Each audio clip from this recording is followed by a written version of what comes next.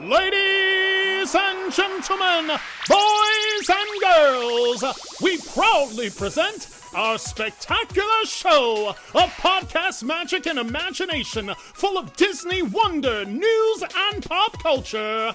It's the Main Street Electrical Podcast with Jenn Dave and David Dollar.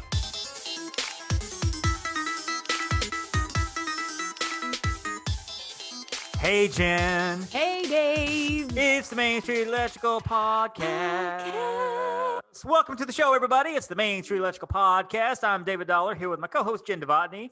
And she has already said hello. We've introduced ourselves now. And it's time for some Disney fun. We've got a great show coming up. We have a great guest coming on that I'm real excited to talk to. Paige Davis. You know her from Trading Spaces, obviously, but also she's done Broadway. She's done, Disney Broadway. We talk up. We don't really talk to her husband, Patrick. But we hear his voice. We kind of talk with Patrick. He's off camera, talking about some Disney stuff as well, having a great conversation. But I got to ask you first, Jen, how did you Disney this week? Oh gosh, the ever present question: how did I Disney this week? This week I am cheating a little bit. I'm Disneying by wearing my Minnie Mouse shirt, like little tank top. Mm-hmm. Aside from that, I didn't do anything else particularly exciting. Other than I started discussing a potential Disneyland trip, but I'll save that for a different week. Oh, okay, fun. So it's an agency trip. So we're all going to Disneyland in January. That's exciting. Sure. I'm going to write my calendar. I'm writing it down. Awesome. This is good. I'm excited to go back. Very cool. So for me, it's not even so much how did I Disney this week. It's how am I going to Disney in about an hour or so, because today Disney Plus has released Behind the Attraction. Oh, yes. Now, for those people out there who watch the Imagineering stories, and if you haven't watched that, go watch it right now. Well, after our show, obviously, then you'll watch it. It is a magnificent television series. It's all Disney history and how things came to be, how the parks came to be, and things like that. Just incredible. Well, on that same vein, they have Behind the Attractions, and the first 5 episodes are Haunted Mansion, Jungle Cruise, Space Mountain, Star Tours, and Tower of Terror. And for those of you, if you're brand new to the show and you don't know, if you go back to episode 4, maybe episode 2, something like that, and episode 18 as well, we have McNair Wilson on, who was one of the minds, one of the creative geniuses behind Tower of Terror. So I'm excited to watch it. I'm going to watch them in order in case they build with a very loosely threaded story between, but it's on Disney Plus now. I'm so excited to watch this, and that's how I'm going to Disney. As soon as I get off this call, as soon as we get done editing the show, I'm hopping on. I'm going to binge watch all 5, and I'm really excited. So I can walk around going, I know more than you do about Disney stuff. Which you should be all over the Haunted Mansion episode. I expect you to watch I will that be. Oh yeah, for sure. Else. Yeah. And I also expect you to watch Raya and the Last Dragon, which I don't think you've still seen. I still haven't seen. Yeah, and Luca, which you haven't seen, and Black Widow, which you haven't seen. So you got to get on. You just need to make a movie night. Just do it. I need to just binge watch a bunch of movies. You really just need to take the day off after I get paid. Take the day off and sign my check first. Take the day off. You know what, Jen? Have the rest of the day off today. Just rest the day off. Take it off. You're so kind. My boss doesn't always let me have the day off. Well, you're your own boss. You can, you can my boss can be a real jerk. Well, yes, that's true. That is true. I get that. So let's talk. We don't really have any Disney news other than to say that I feel like we broke the story last week. Epcot Monorail has returned in service. Now, we didn't really break the story so much as we announced it before it was official, but Epcot Monorail going back to Epcot. Almost official. We were we're pretty sure this is official. Well, there is that gray area between it's not quite official, but we know it's going to be official in a matter of seconds. And so we went ahead and announced it anyway. So really, we broke the story as an official story. Yeah, there you go. I'll go with that. I'll go with that. We, unlike some sites, we don't want to just throw things at the wall and hope they stick and then just ignore it if we get it wrong. But yeah, I'm excited about the Epcot monorail. It's real exciting. We did give the caveat that it wasn't official. That's very true. That's very true. But now it is, because it's running. We've seen the video of it running back and literally forth, running. Which is, there's something about being on that monorail and going through the park. And just because it loops through the park around Spaceship Earth and everything. And, you're just looking down, you're like, and it's the closest, I think, to having a monorail like Disneyland has, where it actually goes into Magic Kingdom, into Tomorrowland and stops. Yes. You obviously can't stop in Epcot, but just watching, you're like, oh, this is where I'm going to be. And I'm going there. Look at there. Yeah. Wow, it's so exciting. I love it. I'm excited. I'm excited. Very excited. Let's get to our guest. Of course, we have Paige Davis, like I said, from Trading Spaces and all the other places. And behind the scenes, behind the curtain here, honestly, I wasn't sure exactly how the conversation was going to go because I know she did Disney stuff 25 years ago with Beauty and the Beast. And, she's been off and on here and there. And I don't think I realized what a Disney fan she actually is. Yeah. Great conversations coming up. But So let me give you a fun. forewarning. There is a little bit of language in this one. She talks, she tells stories, and that's fine. Nothing too abrasive. Nothing really bad. Nothing bad at all. There's no F-bombs or anything dropped, but just an FYI, there are a few little lines here and there just in case. So I would say it's not even PG-13, it's more of a PG-11. I don't know. But, it's minor. yeah, you should be It's fine. minor, I didn't want anybody to be caught off guard or something right, like yeah. that, Just if you have young ears and if you have, you know, just not all Broadway shows are kid friendly. So in some descriptions, it's like, well, this is happening on stage. So anyway, let's talk to Paige. Jen, I've had this list of guests I've wanted to get on. Of course, you've heard me talk about Michael Eisner. We've heard me talking about Samantha Brown. We had Stacy from Us Do Disney on. And on my list was Paige Davis. Yes. Disney Broadway, Trading Spaces. And guess what? We got Paige Davis on the show. Paige Davis, how you doing? I'm good. Did you ever get Samantha Brown? Not yet. We'll Not get yet. her. Don't worry. And if you have an inroad, we'll definitely take her. But you know what? I don't know if it's still the same correct number, but I could text her. no. For a while, we had a little bit of an ongoing back and forth because we realized, in fact, we met, did we meet at Disney? We might have actually met at an event at Disney, but I do remember we were at Disney when we spoke to each other about how we each get recognized for each other. Right. So I have like numerous times in my phone where I've said, hey, I'm at Olive Garden and I got in ahead of the line because they think I'm you. And I didn't correct them. And she says, oh, I just got something free because somebody thought I was you. So funny. Well, I mean, and if we you don't just want to email look anything alike, but we are very similar in our energies and in our types and in our ages. And, we're both under the Discovery Network's umbrella. So watching Trading Spaces, you're going to see commercials for Samantha Brown, and watching Travel Channel, you're going to see commercials for Trading Spaces. Yeah. And so I think people just got it sometimes confused, but we decided we would never correct anybody. We would just say, oh, thank you. Awesome. Well, I mean, you're kind of, you're iconic. I mean, you're kind of It's ubiquitous when it comes to a lot. I mean, especially people who grew up in the 90s and the 2000s watching TV before streaming took hold. This is, you watch TV. Yeah. And so, you got your Anthony Bourdain, you got your Samantha Brown, you got your Paige Davis, you got your other names, Steve Irwin, people like that everybody knows, whether they watched a lot of shows or a few shows, the name is there and the face is there and the recognition is there. So if you just want to email me her number, I'll get in touch with her. I hate to put that on your shoulders. I might text her on your behalf. I think I'll give her your number. I think I would promptly lose her number. She would block me from her phone.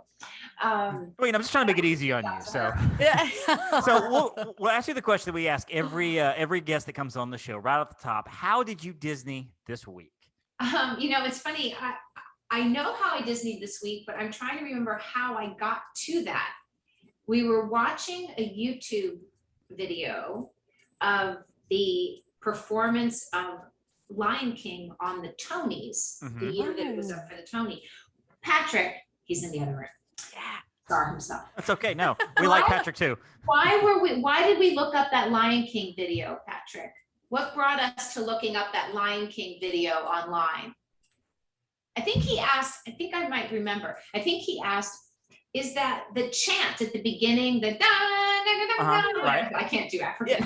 I don't know the actual language. I don't know it. I just know it by like, you ever hear people say pink pajamas, penguins on the bottom? Yeah, okay. That's how I know the African and Lion. And he said, oh, I don't remember if that was in the movie or if only it was in the musical. And I thought that it was in the movie, and I was right.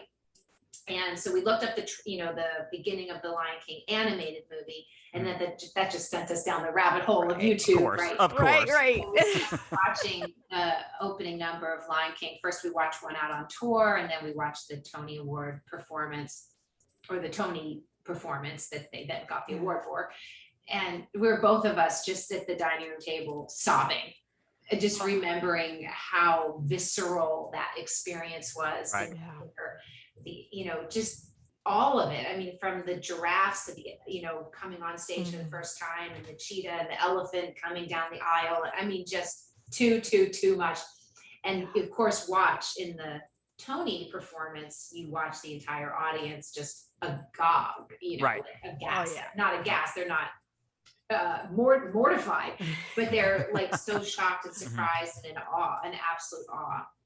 It's just so beautiful, and it's still not old. Like to this day, it still grips you when you see it.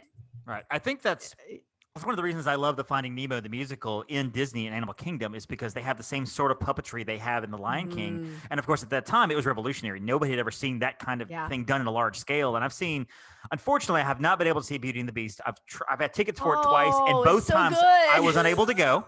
The first was a car wreck. Second time they canceled it. But I've seen Lion King a couple of times on Broadway, and it's tremendous. It's just an experience that it's unforgettable to watch how they're done. And am I correct in saying that Patrick was Scar in one of the either on Broadway or with the touring? He did the first national tour of Scar, and he also went into the Broadway company and he's part of Lion King for years. He went in and out of the tour and Broadway. Then I saw him because I was at the first national tour of the Lion King. What city? So Pittsburgh. He might not have played Pittsburgh. That's really? I would remember that. Oh, maybe not. Oh, well, okay. I thought I did. Maybe it wasn't the first national tour, but I've seen it in Pittsburgh like 4 times. Every time it's come, I've seen it. So well, and it's because I know Patrick Paige through you, basically. I mean, following your career, quote unquote stalking, following your career and everything. But that's how I know Patrick. And I watched In the Heights at the movie theater, and of course Patrick is in it. And I nudged my wife, and I'm like, "That's Patrick Paige," and she's like, "Who?" And I'm like, "That's Paige's husband." And she's like, "Paige." I'm like, "Paige Davis," and like talking to you like we're best friends and everything. That's Paige's husband. That's Patrick. He's the one with the Disney career, and he's the one that, I mean, I always loved Disney, but I didn't really truly appreciate the magic of Disney until I was already almost an adult, like oh my gosh, like 18 years old, 17, 18 years old. But Patrick grew up loving Disney, and it was his favorite thing in the world. And one of the funniest stories from his childhood is when he begged and begged and begged over and over again for his parents to take them to Disney. And they just kept saying they didn't have the money to go. And at one point, how old were you when you told your parents you'd have a garage sale? He can't hear me. He doesn't have his hearing aids in. Hey, Patrick, how old were you when you told your parents you would have a garage sale to raise the money? Like 11 or 12. Yeah, like 11 years old. He says, okay, well, if I raise the money, can we go? So he has a garage sale, and of course he didn't raise anywhere near enough money, but he raised hundreds of dollars even back then, and that was a lot of money. And his parents felt so shamed that they were like, okay, we'll go. They gathered everybody. They went in a big old van. Grandma, everyone drove from Oregon all the way down to Disneyland. Oh my word. And they got there, and of course, they're very young, and he has an even younger brother. And it's funny that he has a younger brother, because they get there, and Patrick apparently was like a broken record saying, I can't believe we're here. I can't believe we're here. I can't believe we're here. And then his younger brother goes, shut up. As an adult, I say that when I walk into Disney. I still am like, I can't believe I've been here 35 times. I can't believe I'm here. I can't believe I'm here. What do you remember your first time going to Disney? Obviously, you had a different experience as an adult, maybe when you went. But do you remember the first time I went to, I believe it was Disneyland. I was just a little kid. I don't even think I was 2 years old yet, so I don't remember that. The first time I went to a park that I have any memory was when I went with a boyfriend, and I think his mother really wanted us to get married, and she literally sent us on a 5-day vacation to Disney World. Oh my gosh. Wow. Okay. Guess I'll go. This was quite a long time ago, because I was like 17 years old. And she put us up at the Grand Floridian, which of course was the fanciest at the time. And it wasn't so much the Grand Floridian that made it the experience that it was, as much as it was one of the hotels on the monorail. So that meant that when I entered Disney, I never left the magic of Disney for 5 days because you don't have to leave the park to go back to your hotel. There's no traffic, Right. anything. And I just bought it hook, line, and sinker. I believed it was magic. I thought it was all real and all happening. I happened to be gullible, but that is beside the point. The magic of Disney is very strong. And everyone's happy and everyone's kind and everyone's polite and everything's clean. And I remember I had a breakdown in line for Body Wars. Oh, Body Wars! Right? Does that even exist? It Not doesn't. anymore. It's been gone quite a while. But I remember it. So it's one of those virtual, you get on the platform and it takes you through and it makes you whatever. Well, you're waiting in line for hours and they have the videos that entertain you as you're in line. And this video was explaining to us what was going to happen when we entered this attraction. We were going to go down into someone's finger and extract a splinter. Sure. Well, I just start crying because I'm really terrified. And so my boyfriend says, "What is wrong? Are you okay? Do you feel okay?" And I said, "I'm really scared. I don't want to do this. I don't want to do this at all." And he's like, "Well, we don't have to do it. Why are you so scared?" And I said, I don't see how it's possible. The physics don't make sense to me. And, like, what if we can't get regular size again? And I think it's going to really hurt. And I don't know why everybody's standing in this line. They are crazy. This place is nuts. I don't want to do it at all. And he thought I was kidding. Oh my gosh. He starts laughing, which of course, then I just wrong way, wrong I'm thing. like in a puddle on the floor. I'm just terrified out of my mind. And he has to tell me it's all pretend. And I'm like, no, it's magic. That is wonderful. I would have totally been friends with you in high school and I would have probably believed it with you. So it's totally fine. Like that, totally. That's awesome. Oh Well, I know I definitely want to ask you about Disney Broadway because I know you spent some time doing Beauty and the Beast. That's where you met your husband, I believe. That's right. And we'd love to hear that story, just kind of that era of Broadway. Just to set the scene for the listeners, Disney had purchased the Amsterdam Theater, I believe, in '95, and yesterday actually was the anniversary of them signing a 99-year lease to renovate that entire theater. Times Square had just been renovated over the last 5 years or so, and they were going to put Lion King in there. Well, Beauty and the Beast was already running. Massive success, massive movie. It's a whole lot of Disney history there, and I know you were part of the Disney on Broadway with Beauty and the Beast, and I would love to hear just a little bit about that whole era. Well, Beauty and the Beast was their first venture. Disney Theatrical's first venture. And, so being a part of that was extraordinary. So we've known Tom Schumacher, who runs Disney, now he's this very, very, very important, powerful man on Broadway. We knew him when he was just this really nice, sweet guy in Converse sneakers with funny glasses, showing up and being like, "We're going to make this great." And we're like, "Okay, let's make it great."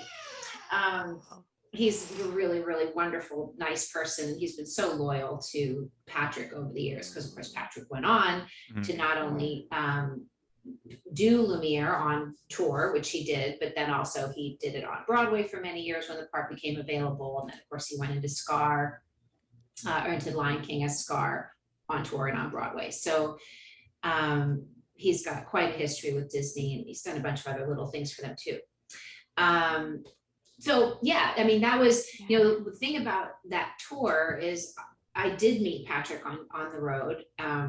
We started out together and it was a very, very special time. I mean, it'll always hold a very special place in my heart. In fact, one of the first jobs I did in Los Angeles was dancing at the, they reinstituted the tradition of having dancers perform before the movie at the El Capitan Theater, which is across the street from Mann's Chinese Theater. Oh my gosh. And so I was one of the dancers that danced before Beauty and the Beast played, which is just like crazy. And anyway, it was back in the golden age of touring. I mean, that's when you really made like great per diem. You made a Broadway salary in addition to your per diem, and you stayed in cities for weeks, sometimes months at a time. So we ended up staying on the road together for 2.5 years, saw the country, fell in love. And that tour, it's like everybody fell in love, everybody got married, everybody had kids. It really was like that. I mean, it just became this like traveling band of players who were all family and created little mini families out of it. And we're still close to this day because I don't know, it's just a really bonding experience. So And cool. people loved the show. Yeah. I mean, we traveled with, I believe it was, well, I'm gonna safely say 35 semi trucks. I think it was Wow. more. I actually think it was more. And to have that set be moved and put up, a huge castle. Like now when it tours, it's all a little reduced down. It's more cost effective. This was back in the day. This is back in the day. And so it was just so great. So we would have so many days off between cities. Sometimes we'd have up to 6 or 7 days off between Oh cities. my gosh. So Patrick and I would hop in the car and we'd stay at some bed and breakfast along the way. We saw the country even in between the cities where we were. So it was great. It was always sold out. It was always amazing. It's just a beautiful love story. To fall in love while telling this love story was almost like, oh my God, I might throw up. Oh, How could you not fall in love though? I mean, that is just, that was 26 years ago. that is to this day, it is one of my favorite musicals. And I love some of the music that's in there versus like the, animated feature or even the new live action. It's just, it's so good. Home, like I bawl every time. So beautiful. I mean, Alan Menken, he. Yeah. Yeah. Howard Ashman. I mean, you don't get much better than that. I think it was, No. I want to say it was Katzenberg that took out Human Again from the movie, because it was slated to think it actually be in the was. movie itself, in the actual movie think it was itself. Katzenberg. And as a make good, they put it into the Broadway musical to make sure it got represented It in was there. my favorite number to do. Oh, it's so great. So great. It's just so sweeping and just wonderful. Was there a favorite city that you guys that you remember like performing in that you really just harken back to and like, I love being in that city?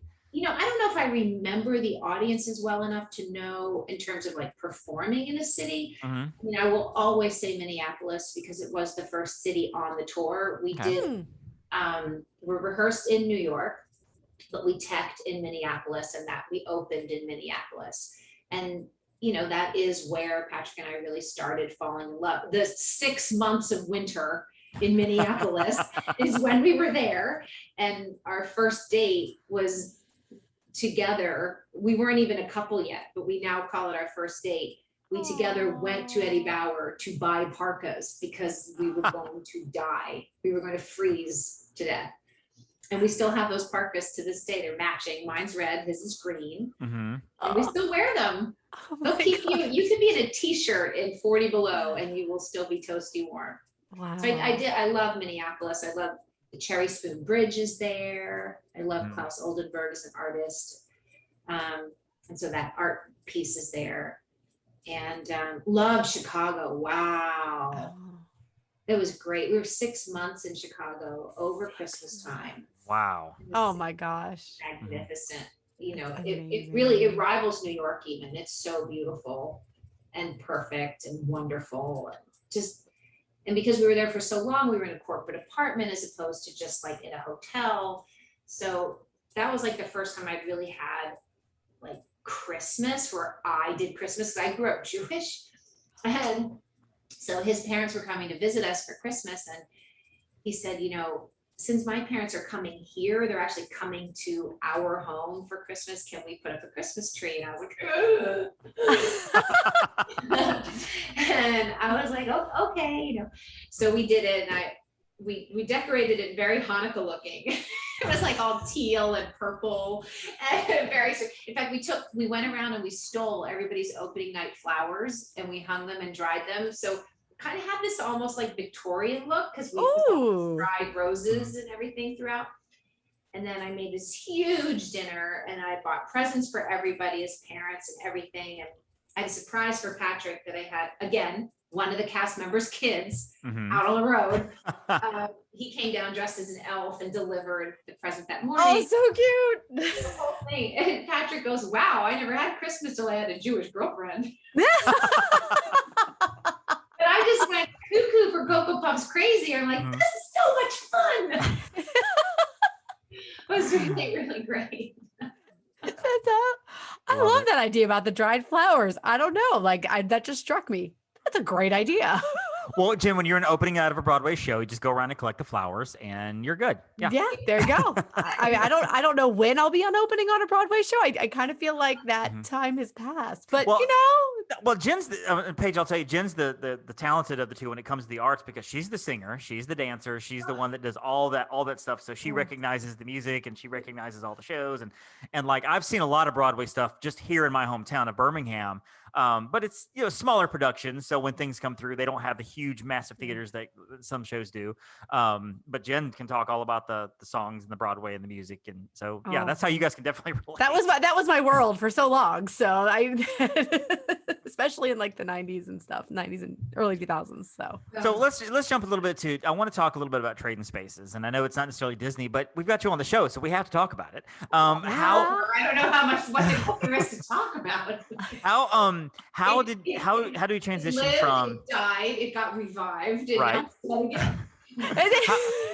I was so excited when it revived though. I was like, oh my gosh. It was like we were really excited too. I mean, it was great to be back together again. And it was nice to see that the camaraderie that we shared off camera and on camera, both, wasn't a fluke, that there was a real chemistry between all of us. And I think the history that we had already shared together just made us stronger. It was really, really fun to come back. And it was exciting to have all the hoopla around it and everything. And I'm really glad it happened when it did, because we've lost Frank now.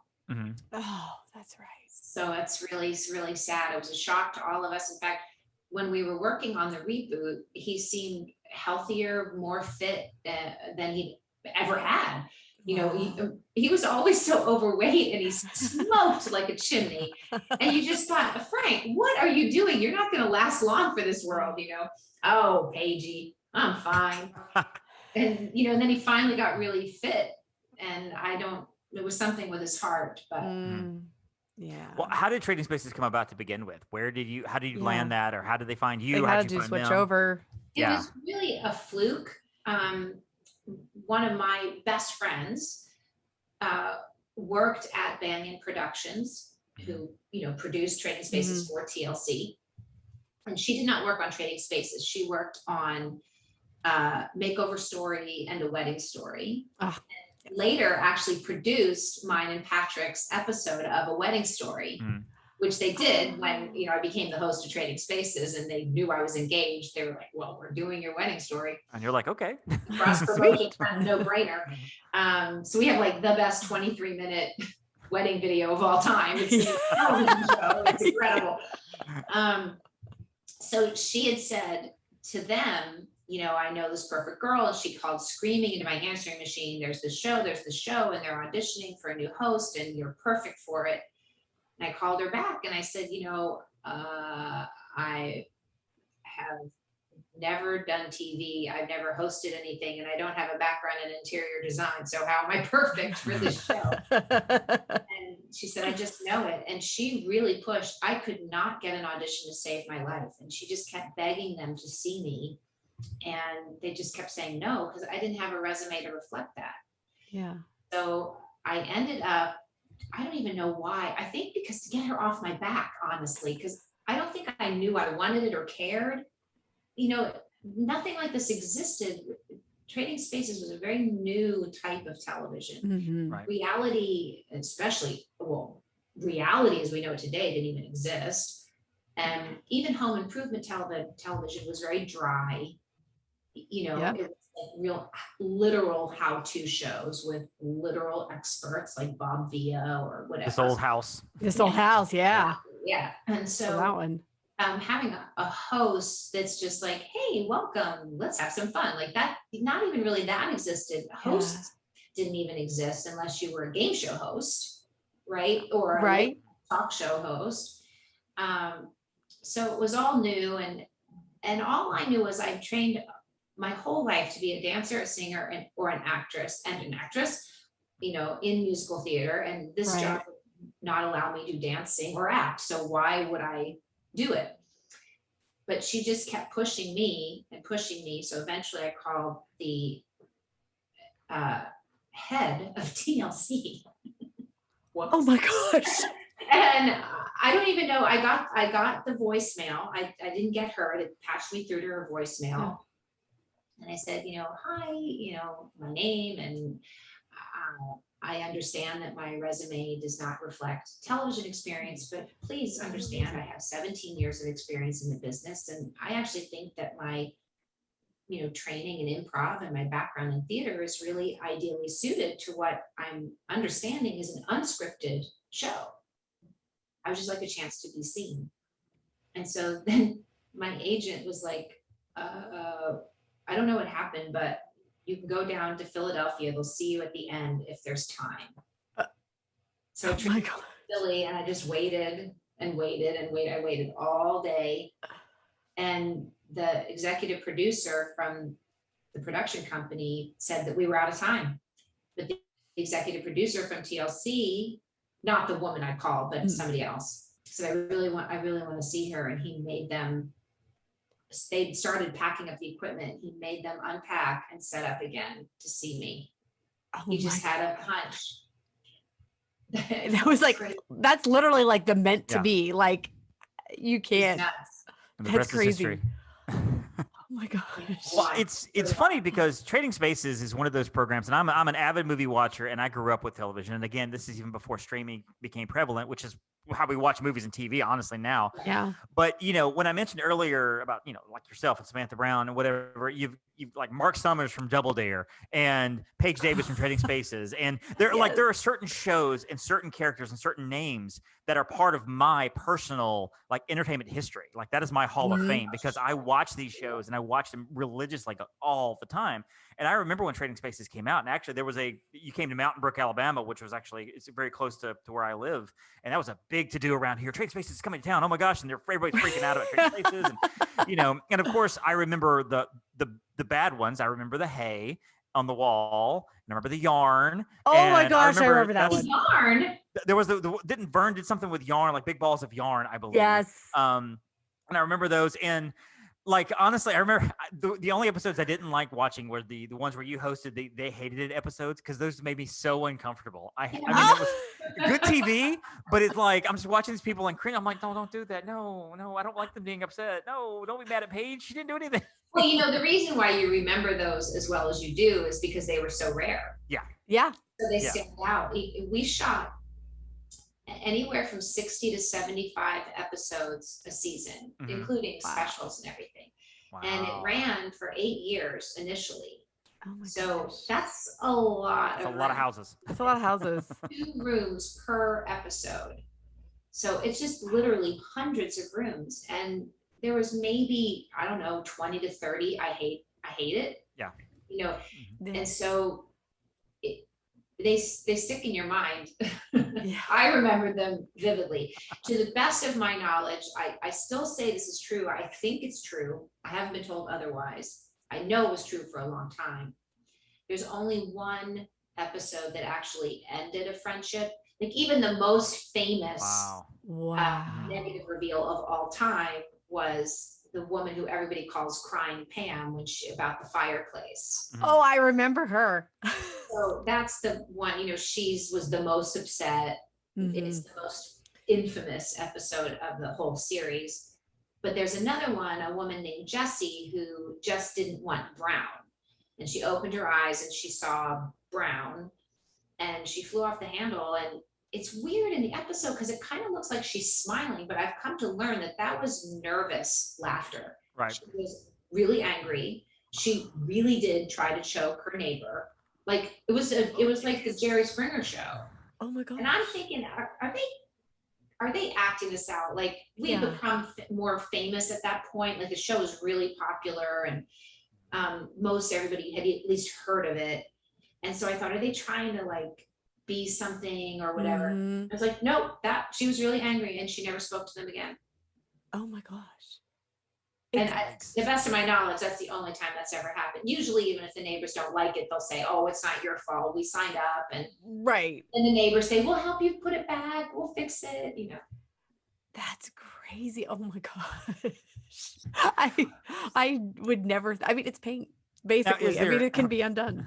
Yeah. On the flip side, is there one that sticks out in your mind about how well it went? Whether it was somebody who just needed that to happen to their house, or somebody who was just overly emotional or happy or excited about what was done, or is there anything that sticks out? I wish I could say there was one. I mean, they were always so happy. Right.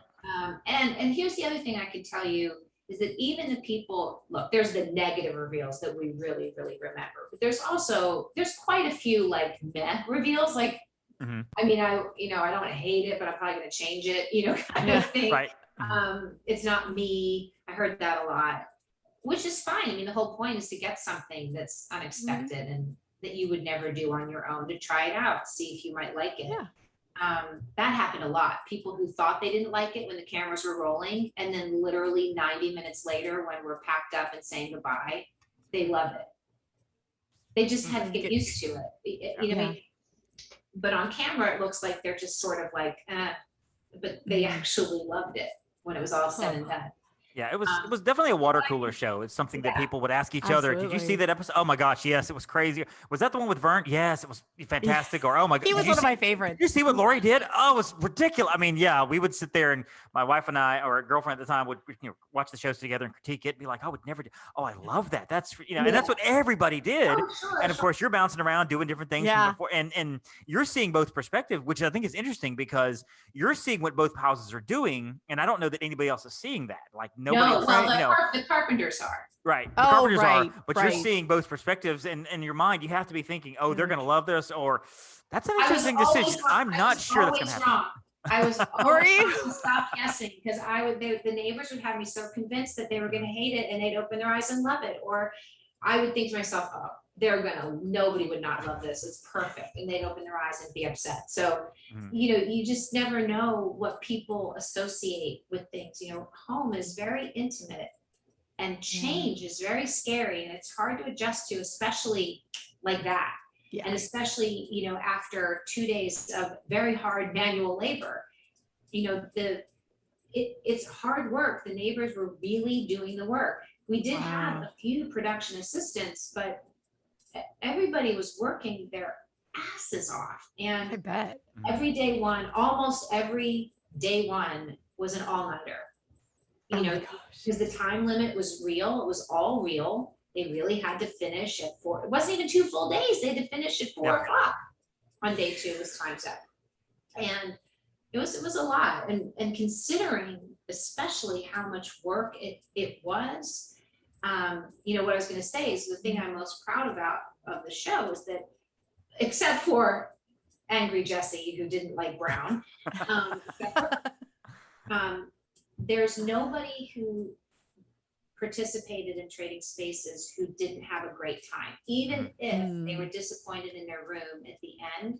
Like even in that really, really famous episode with the fireplace, I asked her husband, when Pam leaves the room, I asked her, are you sorry you did this? And he said, oh no, I would go through all of this again just to have the experience of the last 2 days. Wow.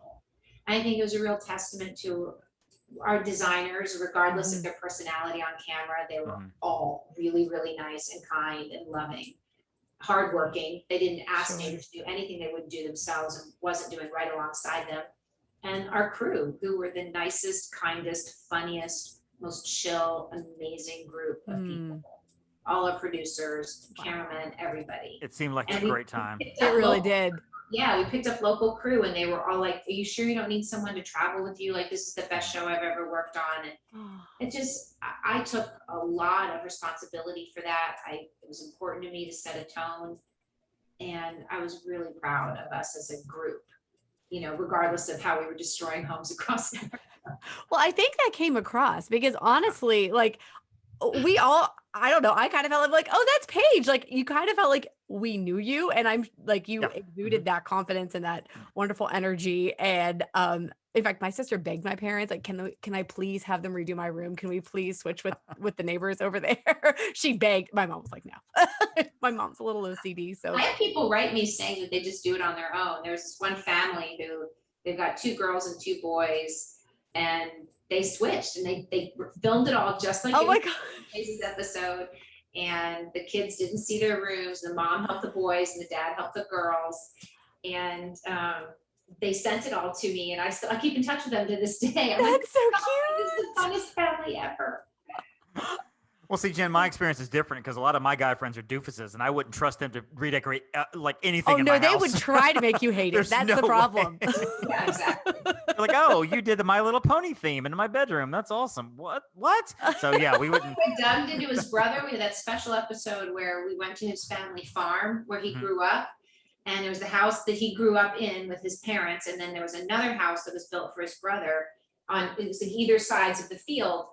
And the one brother is still living in the old house, and in his room, to the one brother, he did a beautiful living room. And that was another thing that was special about the episode, is he was the designer for both rooms. So he would go back and forth, which had never happened before with the designer. Right. And so the one brother, he gave like an absolutely gorgeous, stunning living room. But the other brother, he always thought was like a total douche. He like destroyed that. His brother, he like painted it all black and like just made it look really just like an 80s nightclub. It was just terrible. That's awesome. I was so mad, and Doug was like, "Well, it sucks to be you. Be nicer to me." That's hilarious. That's awesome. Well, of course, you've done a lot of stuff besides Trading Spaces, so we definitely want to just make just the Trading Spaces show. But I know you've done a lot of Broadway, Chicago, and I love you were in Mamie a couple of years ago.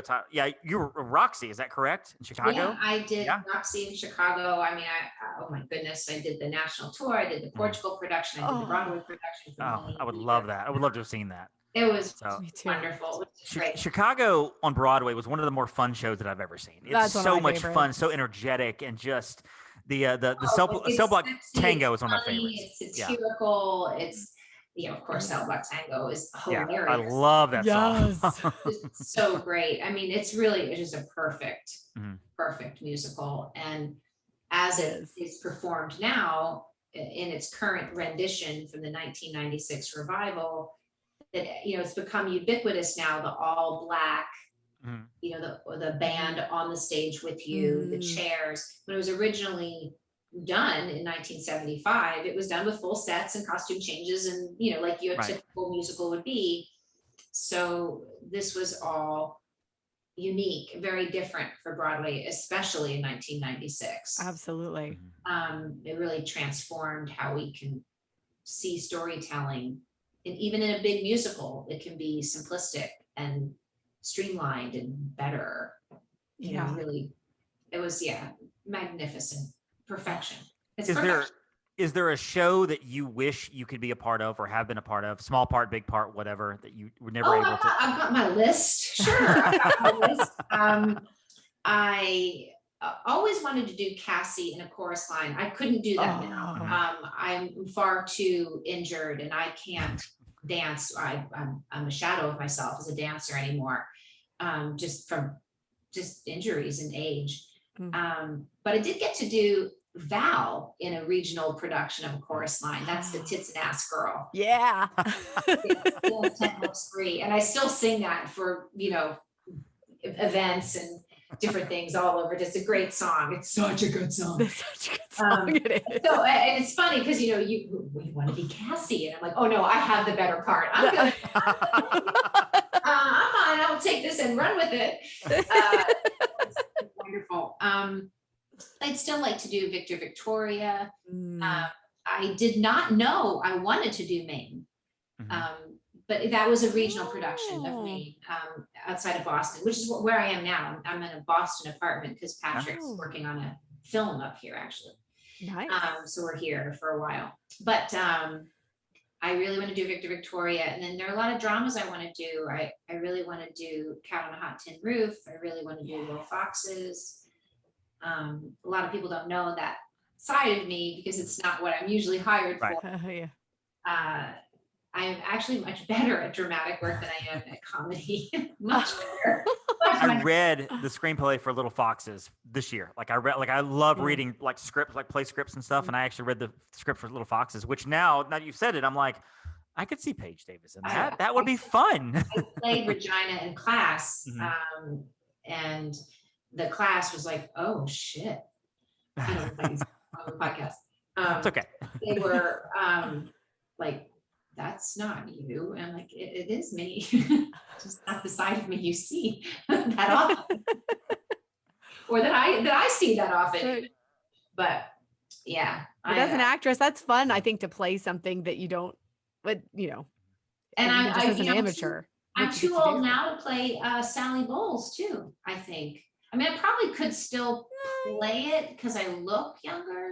So I might get away with do it. it. I've always wanted to do Sally Bowles. I never had a chance to do Sally. So that'd be a big one on the list. But I already played Charity. I played Roxy.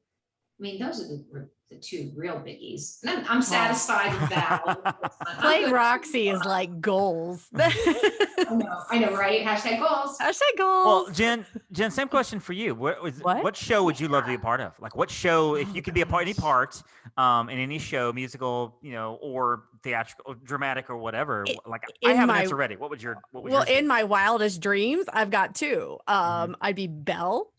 Oh, Or yeah. I would I would be for Elphaba from Wicked. Yes. Because Yes, go Queen, yes. like that's like, I know those are like what everybody would choose, but still. Or from Jekyll and Hyde, I would be almost any of the female parts. Wildhorn, okay.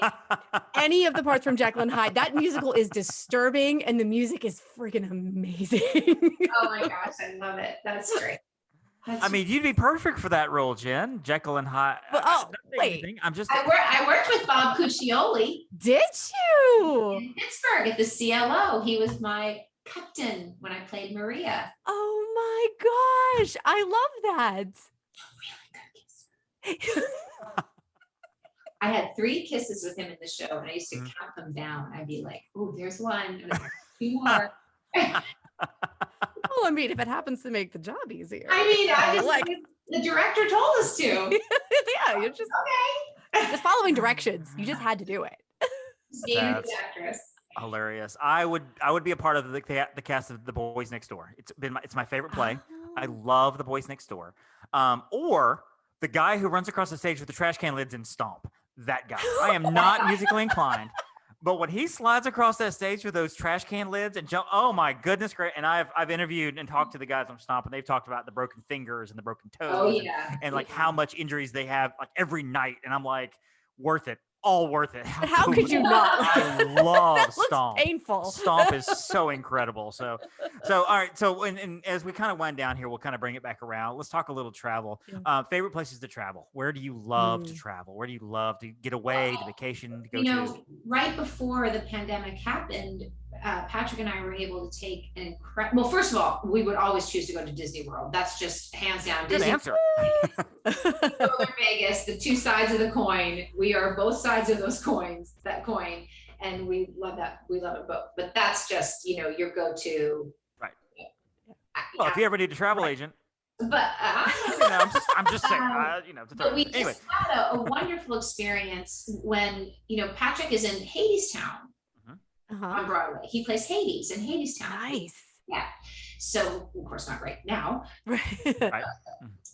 Before they came to Broadway, the stop before Broadway was working the show in London at the National Theatre, and everything at the National Theatre is done in rep.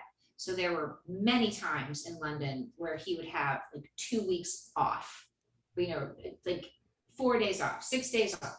And so we went traveling all around Europe. We went to Paris, we went to Dublin, we went to Rome, and Paris was just, it was so beautiful. When I was in high school, I was part of a kind of like a Glee situation type thing, a performance troupe. And we went as a school to Brussels and Montpellier, France, and Amsterdam.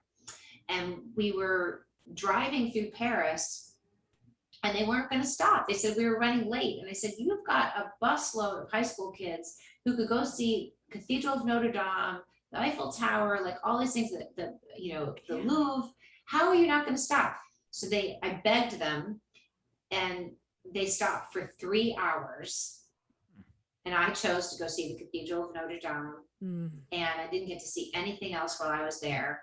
And I always said, all I want to do is go back to Paris. All I want to do is go back to Paris. So I finally got to go. And Hildy lives in Paris. Does she?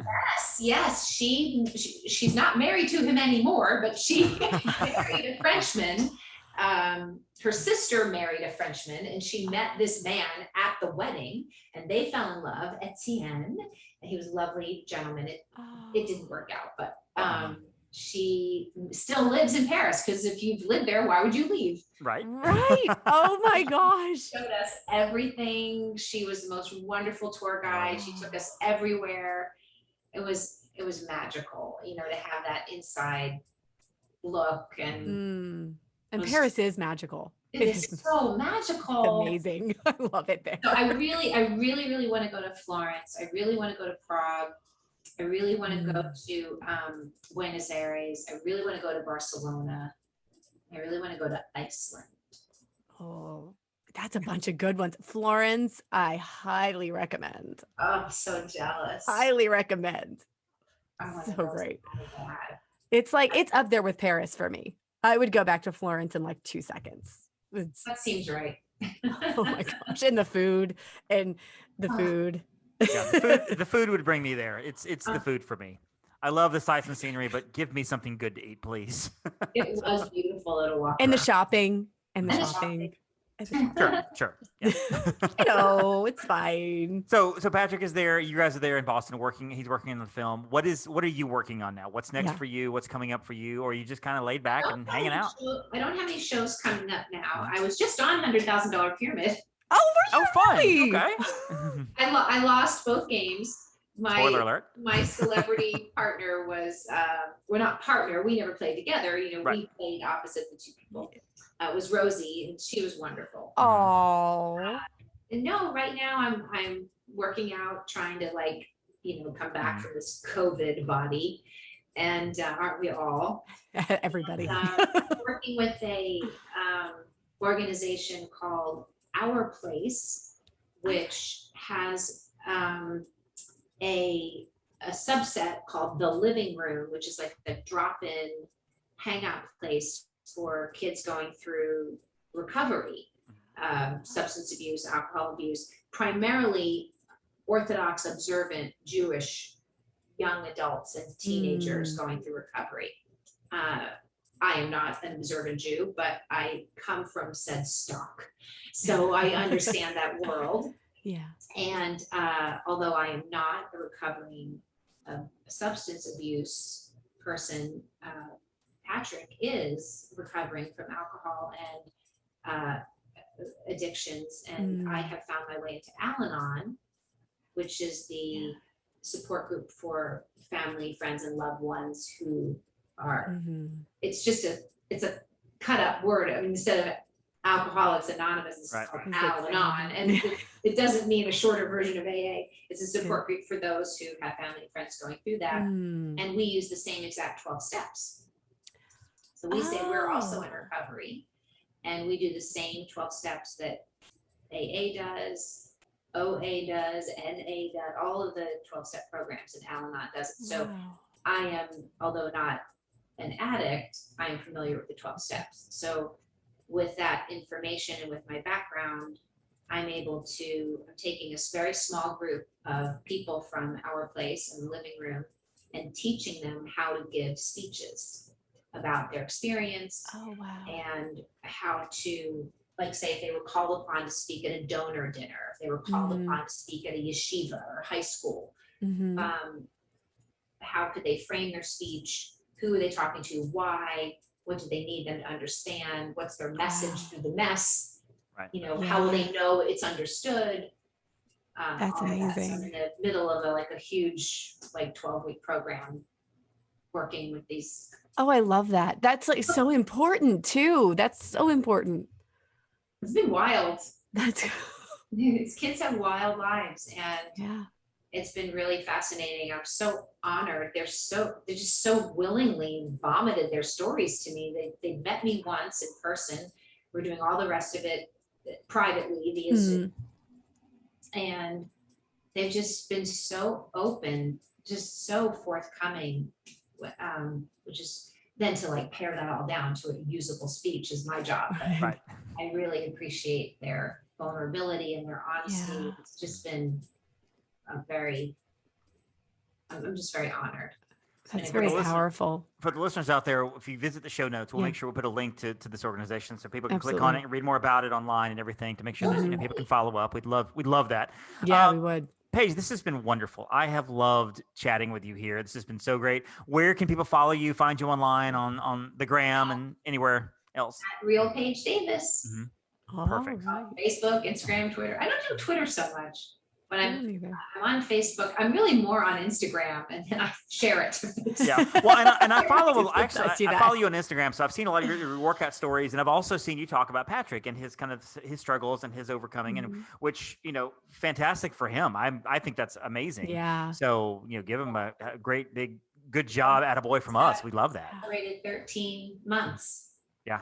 It was pretty great. Yeah, and you guys were very vulnerable and open about that too, which I think is very admirable because Really you're is. sharing your story. It's tricky because they tell you not to, it's anonymous, not just for your own privacy or your own protection, but it also protects the organization itself because say, he's successful right now and it's an inspiration, but what if he quote unquote falls off the wagon or whatever? Right. Somebody else who's struggling might say, see, it doesn't work. See, Right. see. And so they tell you to be very careful, but so far it's just been really helpful. He has been an inspiration to people to get sober. And I've had friends who've approached me who've said, I've learned so much by listening in on meetings and it's changed how I see my family member and I'm feeling different. It changed me entirely. I'm like, I see it all very, very differently now. And that's helpful. It's helped me as much, if not more than him. So it's really fascinating, but it's tricky, to strike that balance of like, do I share or do I not share? Because you have to protect the organization as much as yourself. But so far it's been positive. So I don't know. Yeah. I feel weird sometimes. But it's good. Yeah. That's a good place, I think, to kind of wrap up. Paige, again, thank you so much for coming on. This has been wonderful. Love chatting with you here. Good luck to you. We're gonna definitely follow you, and people love you, and so we're excited. And hopefully you'll come back on and come see us again. That would be wonderful. Yeah. I would love that. Have a wonderful rest of your day. Thanks, Bye, you Paige. too. Bye. Okay, so again, behind the curtain, when we got off the call, when Paige Davis clicked out and everything, for the listeners, Jenn put her hands on her mouth and was like, "Oh my god, oh my god, I just talked to Paige Davis," and she was so excited. I was really excited though. She was so excited, and I was excited too. And I've talked to her previously on a previous podcast, so we're like besties now. She and I are. We have coffee once a never. But yeah, it was a lot of fun. So I'm really thankful for Paige coming on there. And go to the website to find the show notes. I have the charity she was talking about. I have that link on there. Just click on that if you want to find out more information. If you want to give, whatever you're going to do, you can kind of see that and everything. And we'll have Paige up as a friend of the show because now she's a friend of the show. Yeah. And now I'm going to be watching my phone religiously to see if Samantha Brown, texts us. That'd be amazing. I've been watching it for 24 hours now. She hasn't yet, but I'm very hopeful. I'm very hopeful. Jenn, where can we find you online? You can find me at Upon a Star Jenn everywhere, Facebook, Instagram, etc. And you can find me at Jenn_Novotny on Instagram. Perfect. Find me on Facebook at Disney on a Dollar and Magic on a Dollar. One's more of a Disney business page, a lot of travel things. One's more of a fun page. That's where I'm going to put a lot of memes up and fun stuff and different links. And so follow them both for different flavors of the Disney travel adventure. Also find me on Instagram at The Magic on a Dollar. You can follow the agency as well at Upon a Star Travel. We'd love you to come over there, follow along, and we have all kinds of Disney stuff. We have different contributors giving to the page, to that feed. So a lot of different things going on there, which is real exciting. So there's a lot of negativity in this world, and what you want is a social media feed full of positive stuff. Yeah. and seeing pictures of sunny beaches and Bali beds and great pools and margaritas and Space Mountain and Tower of Terror. Monorails, seeing video of Mickey Mouse behind the hedge waving, and there's Figment. You can't beat that. That's better than any news you're going to get anywhere from news sources and stuff. So let's fill your feet up with that, make it positive, everything. So that's our show, folks. Thank you so much for joining us once again. And we'll be back here next Thursday with more magic and more fun. Don't forget to follow us online at the MSE Podcast. So that is the phrase that pays in magic and love. The MSE Podcast at gmail.com. That is our email address. TheMSCPodcast.com is our website. Follow along on Instagram, Twitter, and Facebook. And we're on all those places. And we would love to hear from you as well. And of course, go give us 5 stars wherever you listen to your podcasts, Spotify or iTunes or Apple Podcasts or the radio or Amazon or whatever it is you do. Go find it. We love those 5 stars because that's the best way to listen to a podcast, is knowing that you gave it a glowing review. That's right. Until next week, Jen, we'll talk to you soon. Thank you much for joining us. Thank you out there to the listeners. I'm Dave. That's Jen. And hey, don't forget, thank your Phoenicians. Thank you for listening to the Main Street Electrical Podcast. You can find us on Instagram, Twitter, and Facebook at the MSE Podcast, or visit our website at themsepodcast.com. Be sure to subscribe, and may all your wishes come true.